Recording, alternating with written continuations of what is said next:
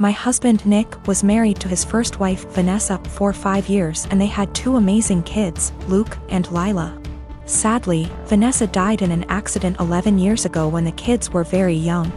I started dating Nick 8 years ago, and we started off very slowly for obvious reasons. Nick has always been a little more distant than anyone I'd ever been with. But he and the kids lost Vanessa so young that I understood it. After 3 years of dating, Nick asked me to marry him and I moved in. I've always had a really great relationship with Luke and Lila, and they were happy for me to marry their dad. I had wanted an actual wedding, nothing big.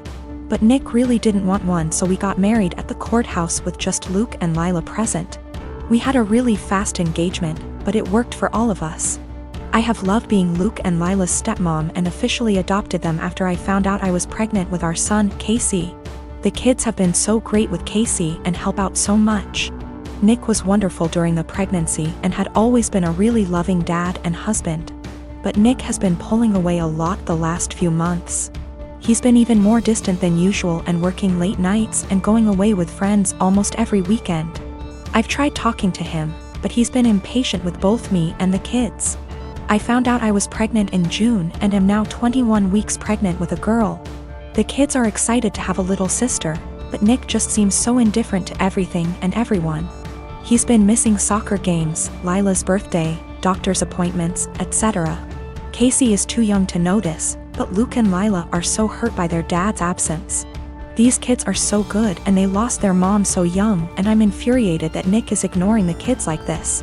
Last week, I finally sat Nick down and told him that he needs to stop disappearing and be more present in our lives. We're going to have another child soon, and before we know it, Luke and Lila will be grown up and going to college. After an hour of arguing, he screamed at me that he wished Vanessa was still alive and that I had switched places with her and died instead. He also threw in some awful comments that I need to stop pretending I'm Luke and Lila's real mom and that I'm only half the mom Vanessa was. The final straw was him saying that he never even wanted any kids with me, but did it so I'd keep busy and leave him alone. I'm so beyond hurt right now. I know I'm just his second choice. But I've always tried to honor Vanessa and tell Luke and Lila how lucky they were to have her as their mom. I love all of our kids more than anything, and I'm just so heartbroken. Nick barely pays attention to Casey now and doesn't even acknowledge the pregnancy. He somewhat apologized this weekend and took all 3 kids to lunch, but he won't even look me in the eye. He seems like he wants to talk, but he doesn't say anything, and I'm too upset to even be near him. I'm not sure where to go from here. Honestly, I can't even be around Nick right now, and if there weren't any kids involved, I'd leave and never look back. I'm not sure if he's cheating or the thought of a 4th child is stressing him out. But I'm devastated and not sure how or why I should save this marriage, besides doing it for the kids. I am a hiring manager at a tech company, and I was hiring for summer internships a little while ago. We had a guy, about 19 years old, applying for a summer internship between his freshman and sophomore years of college. It was a virtual interview over Zoom because of COVID. A minute or 2 in, when I was introducing myself, his mom came in and introduced herself and started talking about her son's work ethic. I thought it was a little strange. I said something polite about wanting to hear from him. She just didn't get the hint and kept coming into camera frame during the interview and interrupting her son to answer questions for him. I asked a few technical questions which he seemed to answer well and then cut the interview fairly short. I thought that was all over and done with until I'd gotten an email from a woman, a month later, asking about her son's application. She seemed offended he hadn't gotten an acceptance or rejection. It bothered me. I felt bad for the kid, honestly. Way back when I was a teenager, my mom used to pull the same shit. But luckily she only did that when I was 15 and working for a day camp. Not when I was an adult applying for engineering jobs. But I felt like this poor kid was getting his chances ruined because his mom wasn't giving him the chance to apply on his own. I sent an email back saying I was not at liberty to send information about an application to anybody but the applicant. I also asked HR to send an email to the kid saying sorry, but we were not making him an offer. It is something we usually do, but his rejection email must have slipped through the cracks with all the COVID craziness. Anyway, after we sent that, I got a phone call from his mom. She had a forwarded copy of the email, and she was demanding answers. I said that I could not comment on the guy's performance in the interview to her as she was not the applicant. If he wanted to reach out to me, I was happy to give him some feedback. However, I could say that regardless of his performance, her presence in the interview took him out of consideration for the position. We were looking for an independent and self-driven person for the position, and for that reason, it is important to see an applicant speak for themselves, follow up themselves, etc. I also said that, as a piece of advice, every hiring manager I've met in my career who sees someone other than the applicant answering questions during an interview, following up on the applicant's behalf, etc., would also put their resume in the "do not hire" pile.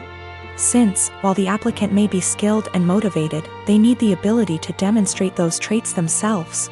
She blew up at me over that, kinda cussing me out to the point where I hung up. I bought a house a few months ago and moved in last month. The previous owner was a friendly old man that could no longer live alone, so he decided to sell and move in with his daughter. Just to be clear now, apparently he had been allowing use of his driveway to his disabled neighbor lady largely because street parking is extremely limited, and what little street parking there is pretty much instantly occupied. What I am saying is, unless you have a driveway, you end up having to park a good 5-minute walk away, and that's the best case scenario. I put disabled in quotation marks because the lady in question is just really overweight, and I am not sure if that counts as disabled. Obviously I was unaware of this, so I was surprised to see a large SUV parked in my driveway when I moved in. I ended up having to knock on several doors asking whose car it was because the movers could not stand still on the busy road too long. I figured out it was the neighbor's car, so after a good 10 minutes of knocking, an extremely angry enormous lady opened the door. I told her to move the car, and she immediately started arguing that the neighbor said it was fine. I told her he moved out. I moved in and no, it is not fine, and to move it because the movers need to unload my stuff. She begrudgingly did. I ended up seeing her walking back half an hour later completely wet with sweat. Now a few days later I went back to work, and lo and behold, the SUV is parked in my driveway again. I go over there again, spend 20 minutes knocking on the door before this lady opens the door, again, visibly angry. I tell her to move her car. My driveway is not public parking.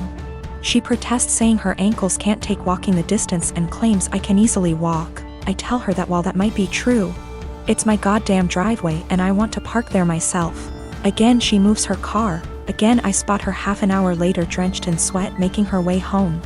Well, it happened again a week ago, and this time she would not open her door. I got tired of it and had her SUV towed.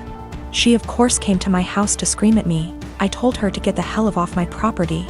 A few days later I had a small fence installed with a lock on it to make sure it did not happen again.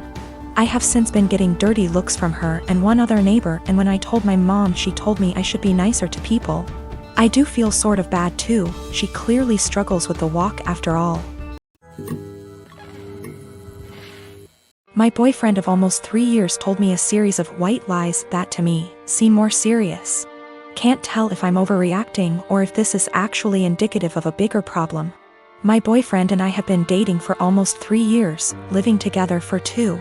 We have a pretty good relationship, obviously with ups and downs, but we make it work and are happy. A little background on me and my boyfriend. I come from a single-parent home. My father was absent. My mother was and is by no means perfect, but she did her best with what she had. We were poor. Life was never easy for us, but we had each other. Since I was pretty young, I've wanted to pay her back someday. I've worked incredibly hard to be able to do so.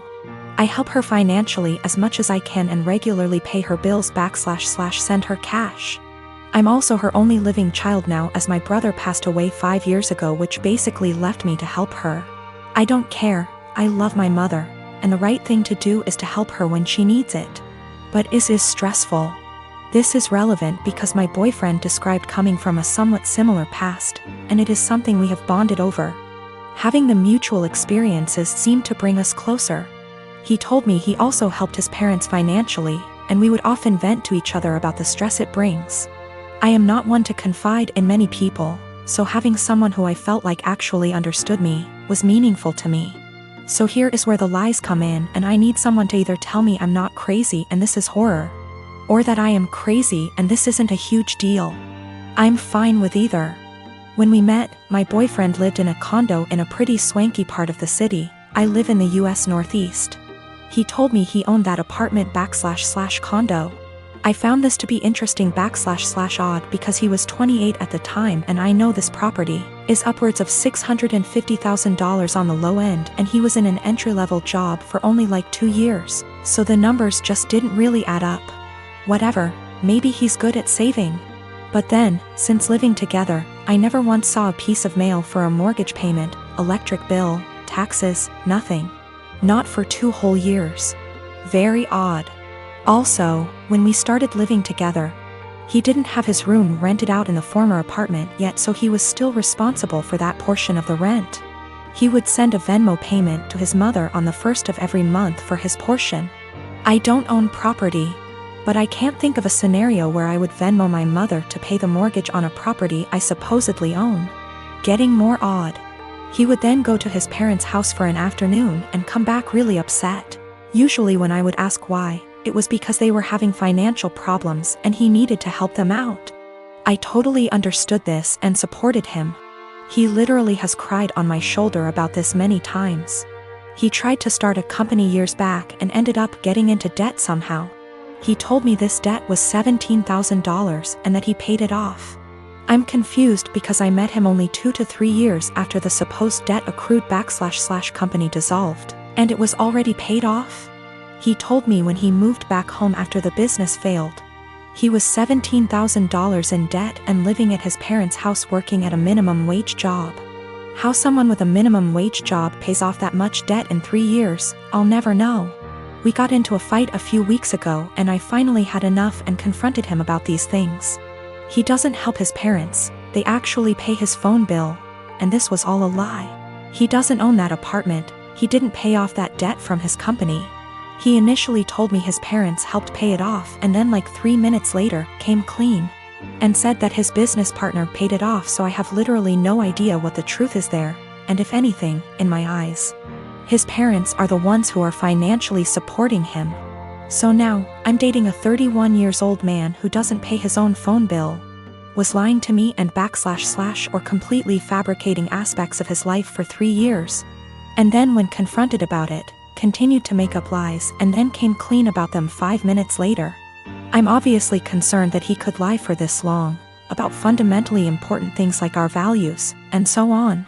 I sincerely thought I would marry this man. He seemed to understand me like no one else and to be a truly caring and genuine person. Now I'm having a hard time rationalizing actually planning a life around someone who would not only lie about their background and family etc. but also financial aspects. Aside from that, I now can't tell what is the truth and what is a lie. I've also noticed other things he has lied about, called him out on it, and he has denied it outright to my face. I see this as a form of gaslighting, as I know I'm not wrong, but he is trying to convince me otherwise. Am I overreacting? Is this a white lie that went haywire? Or is this actually a series of complete and utter bullshit used to manipulate me? And also, is it insane for me to actually consider a life with this man?